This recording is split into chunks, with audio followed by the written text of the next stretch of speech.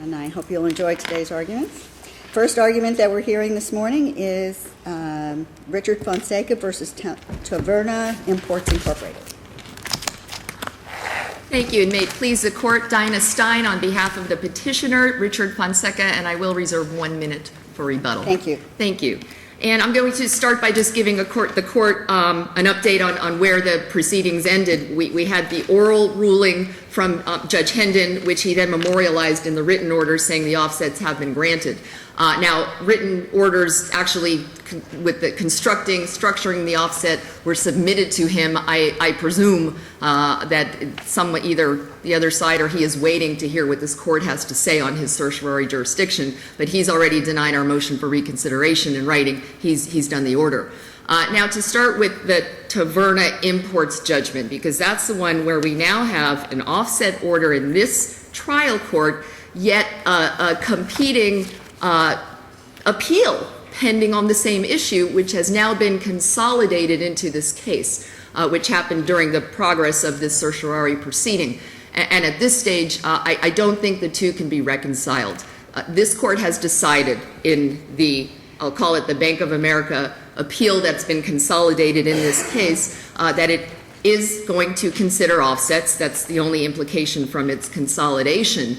But it's going to do it in an orderly fashion by waiting to see the disposition of the main appeal in this case. So I don't think Judge Hendon's order on Taverna Imports that he entered below while all of this was pending can be reconciled at all with that appeal. Did Mario Taverna appeal the judgment that was entered against him in that second case? In the Bank of America case? Yes, in the Bank of He did America. not. Okay, he never my appealed it. He understanding. never bonded it. Okay. He hasn't done a thing. So other than the fact that we have this order granting an offset, and is he still in bankruptcy? Yes. Okay, so when the bankruptcy issue is completed, then there would be no prohibition about executing the judgment against Mario at that point, other than the offset. That's correct, unless he went back to the court and sought relief. Because it's not under appeal. Correct. Now, the appeal in the Bank of America judgment was taken on a writ of execution, so perhaps there are other means of doing this, such as relief from judgment, but I certainly don't think it should be done in this case. But again, if all he's looking for is a stay, there are ways of doing that without interfering with this court's jurisdiction, and that's the problem that we've come to this court before, because there is the judgment that was offset was in this court pending on appeal at the time the offset was granted. And we know the black letter law is that a trial court can't interfere with this court's jurisdiction by modifying an order on appeal. Now, the plaintiffs did something, I think, clever below, and if you look at the order they've submitted to the court, they don't call it, and even though they originally represented that this was going to be a reduction in the judgment on appeal, in this the appeal in this court, the proposed order says it's a partial satisfaction. And I'm going to ask the court not to countenance that, because what it is an offset. They've always asked for an offset and represented it would be a reduction in the judgment. It's no different than if a court granted a collateral source offset or a remitter of a judgment while it's pending on appeal and said, you know what, I'll just say it's a partial satisfaction, and that gets around the jurisdictional problem. It's the same thing. Certainly an interference with the subject matter that's on appeal. Absolutely. Whether you want to say it's an offset or you want to call it an amendment of the judgment or satisfaction of the judgment, it does certainly interfere with the subject matter on appeal. Not only just because of the amount, but absolutely with the subject matter, because even though the Bank of America appeal was collateral, it involved Bank of America, different parties, the Bank of America judgment against Mario Taverna was entered into evidence in this case because he was seeking to get that money back, saying that my client's bad acts caused him to incur that debt. So that is actually an issue on appeal of whether the jury properly awarded the damages from the Bank of America appeal. So it's a direct interference. It's not just because of the amount, but it's even as to the issues.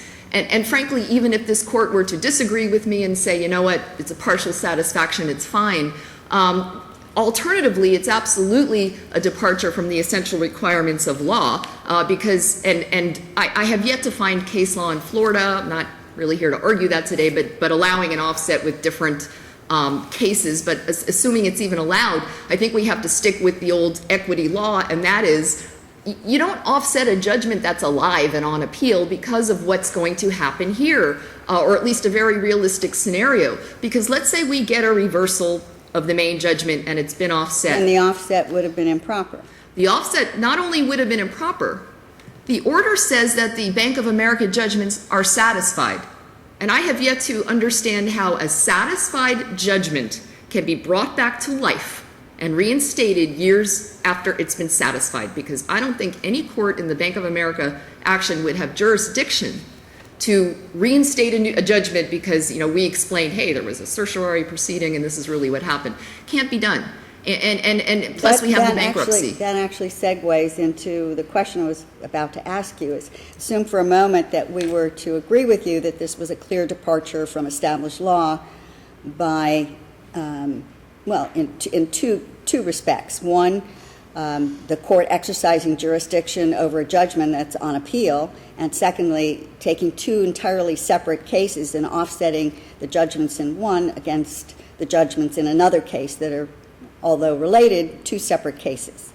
But assume for a moment we found that was a departure. I'd like you to address what the irreparable injury is, and it appears that in your last statement you were in part saying the irreparable injury is how would you go back and reinvent a satisfied judgment. That's part of the irreparable injury, is that I don't know any instrument to reinvent a satisfied judgment in a different case. And the other is the bankruptcy, which we put on the record, because right now Mr. Fonseca, by purchasing the judgment, has a claim in bankruptcy, and I have a very strong suspicion that if the court were to leave the offset in place and allow the judgment to be satisfied, Mr. Taverna would then run to the bankruptcy court and say there's no more claim, and that would be dismissed. And I think that's a very real danger there too. Now, again, and if you look at the flip side, if the court, right now it's chaotic. We've got the pending appeal and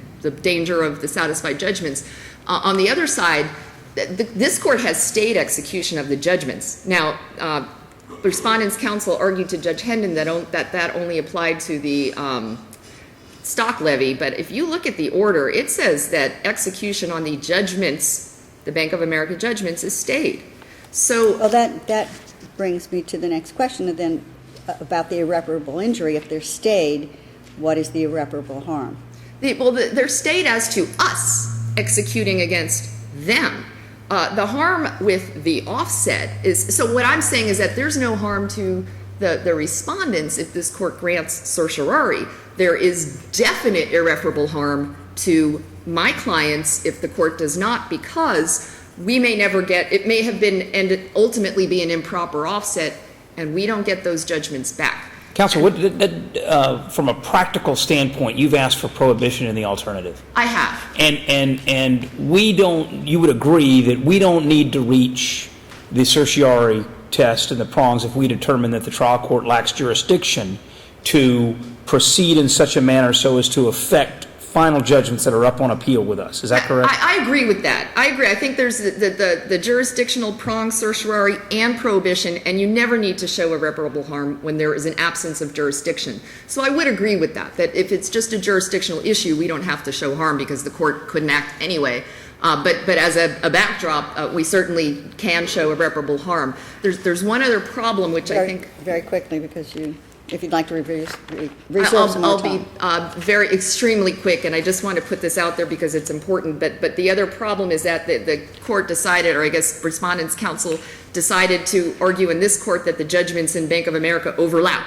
And they decided on their own how they're going to allocate damages as to each judgment as to Taverna Imports and Mario Taverna, and I think that's without even an evidentiary hearing. So everything about what was done below, you can't just submit an order to a court and say, you know what, the judgment we're offsetting was too much.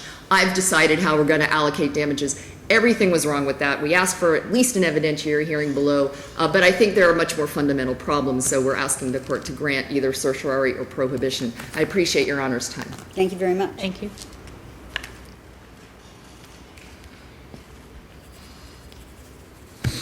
May it please the court. Good morning. Morning. I just want to step back and make sure that the court understands the basic facts and what was at issue here.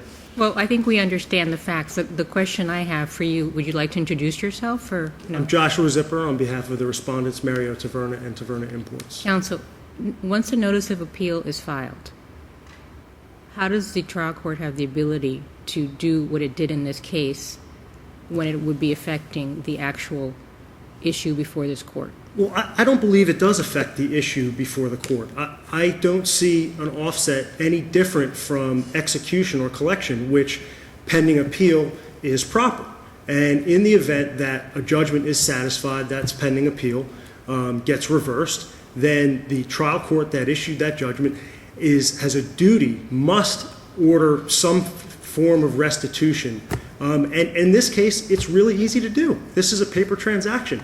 No money has been taken from Richard Fonseca. There's been an accounting transfer based upon the two judgments on the offset. Well, let me ask you a question in the context, and your opposing counsel brought this up. Let's say instead of this case, it is a personal injury case and there's a collateral source issue. And so there is a judgment that has been entered for the plaintiff, and that judgment is on appeal. And after that appeal, the notice of appeal is filed while the case is on appeal. The trial court adjusts the judgment for a collateral source payment based on a defense motion. Would the trial court have jurisdiction to adjust the amount of the judgment based on that? I believe the trial court would have equitable jurisdiction to issue an offset if justice so requires, and it would prevent a totally absurd result. Again, I don't see while the judgment is up on appeal and and here's why. Because it doesn't change, this hypothetical, I don't know what's on appeal, but let's say what's on appeal is the liability. That's still going to be an issue that needs to be determined by the appellate court. Just like the propriety of the jury verdicts that were issued in this case still needs to be determined whether or not there's an offset. And here's the thing. Well, wait a minute. If there's no liability, there's no damages. Correct. The damages flow from the liability. That's correct. Just like in this case, these judgments, if arguably the judgments in the first case, in the Taverna case against the Fonsecas, if that's reversed, then there is no offset. That's correct. They've posted supersedious bonds in the second case to protect those judgments. Correct? Correct. So it makes no sense. And I mean, we're talking about two separate cases. I mean, it isn't as though they were the same case before the court. They were two entirely different cases, and what you're attempting to do is offset the judgments from one case against the judgments in another case when they're on appeal, and Mario never even appealed the judgment against him. And Your Honor, I don't think there's anything wrong with that. What is the functional difference between that and a more conventional equitable offset where you have a plaintiff and a counterplaintiff, each of them obtain judgments, and we'll use the same numbers here, $285,000 versus $1.8 million, and that $1.8 million isn't collectible. It would be a totally absurd result, which is the language used in the case law, for the plaintiff who obtained the smaller judgment to be able to collect. They go up on appeal. Well, I see it as two separate issues. One is perhaps that would be a legitimate argument if the appeal was over and you knew where the judgments stood. You knew which judgments were actually going to be enforceable and which ones weren't. That's the first issue. The second issue is that you would have an evidentiary hearing to find out really if they should be offset.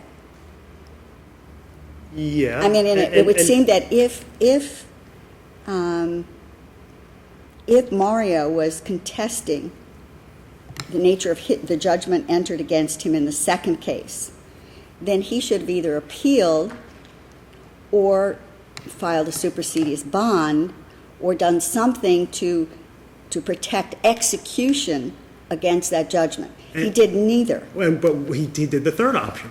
He obtained an equitable offset, which is available, I think one of the cases I cited, But since not while time on appeal. immemorial. If he had filed a supersedious bond, he could have protected that judgment, and then after the appeal sought an offset, and it could have gone through the normal channels. But instead of posting that bond, it's almost like he tried to go in through the back door while this is on appeal and get the trial court to exercise jurisdiction on cases that are up on before this court, which is unheard of. I don't think he should be punished for a judgment that was obtained by Bank of America that wasn't sought to be executed for 2 years until Richard Fonseca, who, according to the jury verdict form, is responsible for that exact judgment, purchased it and now is trying to enforce it. He didn't have any need at the time. He's not being punished for it. It's a judgment against him that anybody who could rightfully execute against can do it. Correct, but the difference between anybody and Richard Fonseca is that Richard Fonseca, A, jury found that he caused those damages, and B, Mario has a judgment against him. Mario didn't have a judgment against Bank of America. If there were competing judgments at the time, an equitable offset may have been appropriate, but that just wasn't the facts. That's a hypothetical. It's the timing that concerns me. It's the timing. Attempting to effectuate this offset while the case is on appeal, where he could have protected his same interests and argument by simply filing a supersedious bond and protecting against that judgment until the appeal was concluded. And again, I don't see the difference between that and having the equitable offset Well, the difference put is into the order. he's posting money, and there's no judgment, there's no alteration of the judgment that's on appeal. All he's done is protect the judgment against him without affecting any other judgment that is before this court on appeal. But based upon that logic, there would never be a reason to, courts wouldn't issue equitable offsets if your Well, they would, only but they remedy wouldn't. was They to. wouldn't do it while the case is on appeal and they have no jurisdiction. But again, I don't see how that affects the issues that are on appeal. The issues that are on appeal. Well, it affects the issues on appeal, counsel, because assuming that there's no liability, which this court could find, then there's been an offset of something that is not valid. So the point is that the case law is replete with case law that says that at the end of the day, when a notice of appeal is filed, the trial court is divested of jurisdiction to do anything in furtherance of the issue that's on appeal. I apologize, but I don't see the functional, practical difference between how that, according to your belief, affects the issues on appeal and how my collection of a judgment that's on appeal is permissible and therefore would not affect the issues on appeal. All these cases are before the third DCA right now. And what's probably most appropriate. Except for the judgment against Mario. He didn't appeal it. So there's nothing to preclude anyone from exercising their legal right to execute against that judgment once the bankruptcy proceeding is concluded. Nothing, other than the fact that you've gotten this trial court to issue this offset order instead of going through the proper channels of maybe, getting a supersedious bond to protect it until you find out what happens on the appeal. I think an equitable offset is a proper channel. There's a lot of case law that in any state that allows equitable offsets going back to the 19th century. Can you cite to one case where an appellate court has affirmed the offset of a case, of a judgment against another judgment in a completely different case while the cases are on appeal? I could not find a case like that. So don't tell me that we're replete with case law that says you can do this. We're talking about the scenario before the court, which is two cases that are up on appeal, various judgments, 3 judgments that are on appeal, and two entirely different cases, and an offset against one judgment against another judgment in a completely different case that's on appeal. And the standard, that the threshold is a high burden that they have to meet. They have to show some material harm that's not correctable on appeal. And they don't show material harm. They haven't lost any money. In fact, they've gotten the full amount. But if you go under a prohibition, they do not. Correct? You agree that if we decide this case based on prohibition, that the trial court lacked jurisdiction because we have jurisdiction, you agree that that's different? Do I agree that that would that be the standard a is material different harm? than, yes. Do you agree that that's a different way of looking at the case, prohibition versus certiorari? Yeah, and that was an argument that was raised, but there's no emergency here, and that's an extraordinary remedy that's typically only granted where there's an emergency. And there's no emergency here. All these cases are before the third I don't know DCA. that it requires an emergency, but it does require, usually prohibition is for the purpose of precluding the court from taking future action as opposed to correcting past action. So I'm not so sure that prohibition would work in this scenario. So if you'd like to address the no irreparable harm, I would appreciate that. Well, and there are a few reasons why there's no irreparable harm. One, there's a stay. They can't enforce the judgments at this time. Two, if they do prevail in the appeal in the main action, the offset order can be vacated. And again, they haven't lost anything. Nobody's collected anything. Any harm that they may have suffered in the intervening time has been repaired immediately. From a practical standpoint, counsel, on that track, what would be the harm to your client or the prejudice to your client if we were to grant prohibition? There's 2 points of harm, potentially. There was, I believe, some confusion over the stay of the execution. As we understood it, the stay was to preclude the execution of a writ of execution that had already been issued and an order of levy, right? So we didn't know if they could come in and execute on some other assets. The second is, let's go to the end here and say that we prevail on the appeal. Our judgments are now final. We can collect on them. We don't have an offset in place, and the offset that's an issue in the other appeal is denied for different reasons than this one might be. Then we're in a situation where we're going to race against their levy of the stock, which they admitted at the last oral argument, the entire purpose of executing is to take control of the company and avoid this judgment, which is exactly what equitable offsets are set up to prevent. And we shouldn't be in a situation where we have to race against their execution to get a new offset when these issues are before everybody and there's no irreparable harm suffered by keeping the offset in place. To me, the most sensible action would be to consolidate this appeal with the other two and decide all the issues at once. If we prevail, you can look to the propriety of the offset, and that would take care of that issue. If we don't, the offset can be vacated.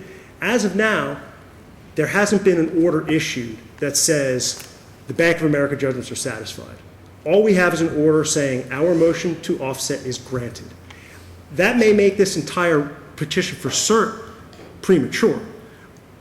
I don't know. I still think the order is proper. But the point is, there's not going to be any irreparable harm because all of these issues are before the court. And it makes the most sense to kind of put a bow on everything when the main issues are decided. At this point, we're letting collateral issues dictate what the parties are doing when their rights and their arguments have been adjudicated and they're going to be ruled upon by your honors. Thank you very much. Give you 2 minutes in rebuttal. Very, very brief. The order that's currently pending in this court on stay, all execution of the judgments below, which was the Bank of America judgments, are hereby stayed pending further order of this court. So there's no reason to deal with this proceeding. This should have never happened. Everything is already proceeding in an orderly fashion in this court. I want to say one more thing about jurisdiction. Now, certainly, if the point is to prevent Judge Hendon from entering the second order, then prohibition absolutely is appropriate. I read the certiorari cases. The panel may disagree, but to have a lesser used prong, which is just when a court has acted in excess of jurisdiction, which is different from the irreparable harm prong. So I read the cases to mean that either certiorari and or prohibition can be granted in this case. As ancillary relief to a prohibition writ, could we quash the order that has already been entered?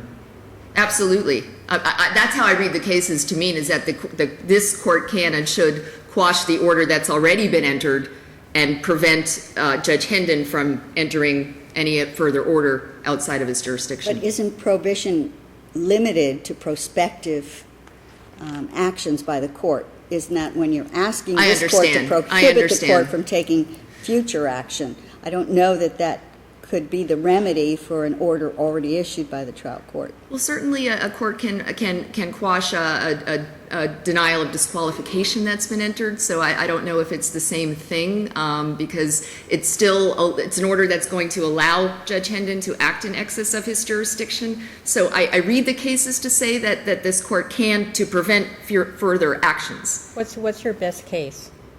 The best case is on, we have several issues. I mean, we've cited the numerous cases on the black letter law, which I think, for instance, the Palma-Sola Harbor, which is from the 2nd District, or Bailey versus Bailey from this court, which says that interferences with this court's jurisdiction are improper. Okay. Thank you both. Thank you.